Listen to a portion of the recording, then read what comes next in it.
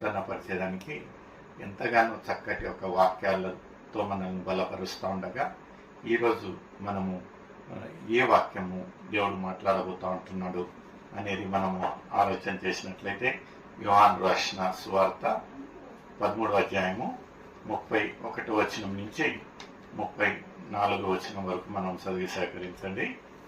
ఈరోజు ఒక అంశం వచ్చేసి క్రొత్త ఆజ్ఞ. ఈరోజు మన ఒక అంశం వచ్చేసి కొత్త ఆజ్ఞ. ఇవిడందరికీ ఒక ఆలోచన, ఆజ్ఞలు అంటే 10 ఆజ్ఞలు ఉంటున్నాయి. అయితే ఈ యొక్క 10 ఆజ్ఞలు మోషే ఒక ధర్మశాస్త్ర ప్రకారంగా అప్పట్లో దేవుడి ఆయనకు ఇచ్చిన 10 ఆజ్ఞలు. అయితే నూతన ఈ యొక్క కొత్త నిబంధనకు వచ్చినప్పుడు యేసయ్య ఆ ఒక 10 ఆజ్ఞలను మనకు 2 ఆజ్ఞలుగా మార్చినట్టు మనం చూస్తూ ఉంటున్నాము. అందరికీ తెలిసిన ఒక ఆజ్ఞలే. అందులో నేను మీకు ఒక కొత్త ఆజ్ఞ ఇస్తూ ఉంటున్నానని యేసయ్య మనతో పలుకుతుండగా ఈ యొక్క శిలువ ధ్యానాలలో ఆ ఒక కొత్త ఆజ్ఞ మన ఒక ఆత్మీయ జీవితాలను ఎలా బలపరుస్తుంది అనేది మనం చూసుకున్నామండి. అదే మత్తయి రాసిన